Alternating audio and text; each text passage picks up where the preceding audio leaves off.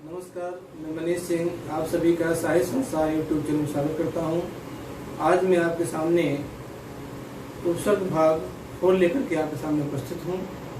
इसके पूर्व मैंने उपसर्ग के 3 वीडियो मैंने ऑलरेडी यूट्यूब पे अपलोड कर चुका हूं। आज मैं आपके समक्ष जो प्रथम भाग जो मैंने बनाए थे उपसर्ग के, उसमें मैंने उपसर्ग के 3 स्रोतों का जिक्र किया था। इसमें से संस्कृत उपसर्ग बताए थे, हिंदी भाषा के उपसर्ग बताए थे और उर्दू फारसी के उपसर्ग। तो आज मैं जो टॉपिक लेकर आया हूँ वह उर्दू फारसी की जो 19 उपसर्ग हैं जो हिंदी भाषा में प्रयोग होते हैं, वह कौन कौन से उपसर्ग हैं, उनका अर्थ क्या है और उन उपसर्ग से मिला करके कौन कौन से शब्द बन सकते हैं। एक चीज़ मैं बताना चाहूँगा, जैसे कि आप जानते हैं कि हमारी हिंदी भाषा में अनेक विदेशी भाषाएं जो हैं घुल मिल गई हैं। संस्कृत तो इसकी जननी रही है और उसके बाद जो आपका अरबी फारसी है, कुछ अंग्रेजी के शब्द आ गए हैं, कुछ जापानीज भाषा आ गई हैं। कहने का मतलब है हिंदी भाषा जो है वह विभिन्न भाषाओं से उन्होंने शब्दों को ग्रहण कर लिया है और वह घुल मिल गई है। इस तरह से हिंदी भाषा की जो शब्द संपदा है वह निरंतर जो है वृद्धि की तरफ है। तो आज मैं ये बताना चाहता हूँ कि हिंदी भाषा में जो उर्दू और फारसी के उपसर्ग प्रयोग किए जाते हैं वो उपसर्ग कौन कौन से हैं, उन उपसर्गों का अर्थ क्या होता है और उन उपसर्ग से हम कौन कौन से शब्द बना सकते हैं। आइए हम देखते हैं कि उर्दू फारसी की जो उपसर्ग हैं 19 लगभग 19 उपसर्ग ऐसे हैं जो हिंदी भाषा में बहुतायत रूप से प्रयोग किए जाते हैं। आइए हम देखते हैं कौन कौन से उपसर्ग हैं। कम,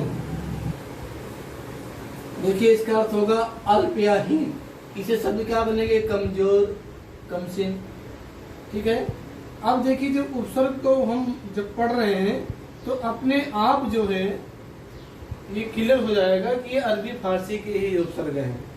आप देखेंगे इससे पहले मैं जो वीडियो बनाया हूँ संस्कृत का, हिंदी भाषा का जो उपसर्ग वीडियो बनाया हूँ, और इन उपसर्गों को देखेंगे तो अपने आप जो एकदम क्लियर हो जाएगा ये जो है हिंदी की शब्द है ही नहीं, ये उर्दू फारसी का। अगर आपको उर्दू फारसी शब्दों के बारे में हल्का फुल्का जानकारी है तो आप निश्चित रूप से पकड़ लेंगे कि ये जो उपसर्ग हैं ये उर्दू और फारसी के ही है। आइए देखते हैं दूसरा, खुश।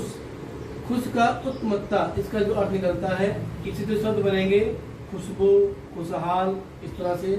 फिर तीसरा उपसर्ग जो है गैर। गैर का जो अर्थ निकलता है निषेध या रहित, गैर हाजिर, गैर कानूनी।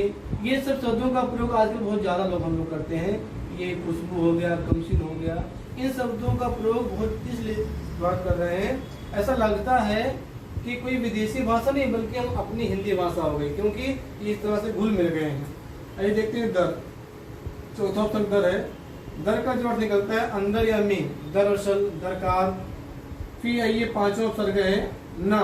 ना का जो अर्थ निकलेगा अभाव या रहित, ना लायक, ना पसंद, इस तरह से। फिर है छठा बा का जो अर्थ निकलता है अनुसार, बनाम, बदौलत, इस तरह से।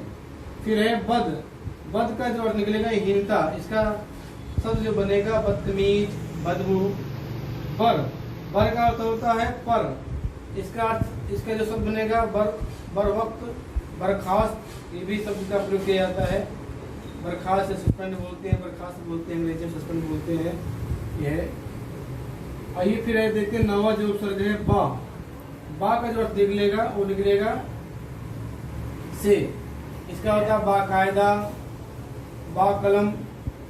फिर है बिला का जो अर्थ निकलता है बिना, बिला अक्ल, बिला रूप। इन शब्दों का प्रयोग भी आप देखते होंगे अक्सर जो है लोगों की जुबान पे मिलता है। बे का उपसर्ग का जो अर्थ निकलता है अभाव, बेईमान, बेहोश। 12वां उपसर्ग देखिए ला, अभाव, बिना। इसका जो उपसर्ग बनेंगे लाजवाब, लापरवाह। आप देख रहे हैं कि जो हम शब्द बनाए हुए हैं उपसर्गों से, ये हमारे आम जीवन में इस तरह से घुल मिल गए हैं, ऐसा लगता है कि हमारे अपने शब्द हैं, जबकि ये उर्दू और फारसी के शब्द हैं जो हिंदी में आ गए हैं। अब आगे देखते हैं 13वां उपसर्ग। आइए देखते हैं 13वां उपसर्ग सर। सर का जो अर्थ निकलेगा श्रेष्ठ, इससे जो शब्द बनेगा सरताज, सरपंच। चौथा देखिए हम, इसका जो अर्थ निकलेगा साथ या हमदर्द, इसका बनेगा हम सफर बनेगा। 15वां शब्द देखिए हर, प्रत्येक इसका अर्थ होता है, इससे शब्द जो बनेंगे हर रोज, हर घड़ी। बिल, इसका अर्थ निकलेगा साथ, बिल्कुल। 17वां शब्द देखिए ना का नहीं या अभाव, इसका अर्थ निकलेगा, इसे शब्द बनेगा ना उम्मीद, ना लायक। फी, हर एक, प्रत्येक, इसका जो अर्थ निकलता है, ऐसे जो शब्द बनेगा फीसदी।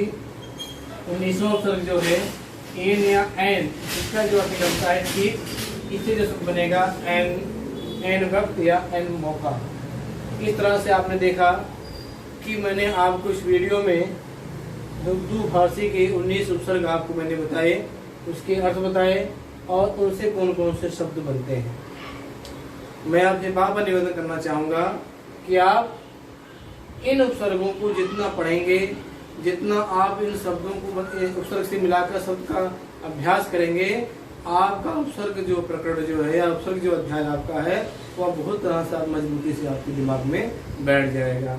यही नहीं, मैं बार बार आपसे कहता हूँ कि आप जो भी अध्याय पढ़ रहे हैं या जो भी अध्याय का वीडियो देख रहे हैं, उसको आप घर पर बैठ करके नोटबुक में उसे नियमित अभ्यास कीजिए। कि लिए विद्या का जो एक तोड़ है वो अभ्यास है, परिश्रम है, परिश्रम से विद्या आती है। और कहा भी गया है, एक संस्कृत में श्लोक है, विद्या योगेन रचते। विद्या किससे आती है? परिश्रम से आती है। आप जितना परिश्रम करेंगे, जितना अभ्यास करेंगे, विद्या आपको उतनी ही आएगी। इसलिए मैं बार बार कहता हूँ कि आप हमेशा जो है मेहनत करते रहें और आपकी जो टेक्स्ट बुक है उसमें से आप उपसर्ग को छांट लिखिए और उन्हें संस्कृत के उपसर्ग, उर्दू के उपसर्ग और हिंदी भाषा के उपसर्ग उनको अलग कीजिए और उनसे अपने मन से कुछ शब्द बनाइए। तो मैं जानूंगा कि आप उपसर्ग जो है अच्छी तरह से समझ गए हैं। तो आज के लिए इतना ही, और मुझे पूरी उम्मीद है कि आपने जिसके पूर्व वीडियो मैंने बनाए हैं उपसर्ग के, संस्कृत के उपसर्ग के, हिंदी भाषा उपसर्ग के और आज जो है उर्दू भाषा उपसर्ग के, ये मैंने जो उपसर्ग से संबंधित जो 4 वीडियो मैंने अभी तक कुल बनाए हैं, इसको ले करके वो निश्चित आपको समझ में आएंगे। और मुझे पूरी उम्मीद है कि प्रतियोगी परीक्षाओं में या हमारे जो विद्यार्थी यूपी बोर्ड के हैं या सीबीएसई बोर्ड के हैं या अन्य किसी बोर्ड के हैं, उन्हें अब से कभी भी उपसर्ग में कोई दिक्कत नहीं आएगी, ऐसा मैं आपसे उम्मीद करता हूं। अगर फिर भी कोई दिक्कत आती है तो आप मेरे YouTube चैनल साहित्य संसार पे जाएंगे और कमेंट में लिखेंगे, जो भी आपको दिक्कत होगी मैं निश्चित रूप से आपकी समस्या का निदान अवश्य करूंगा।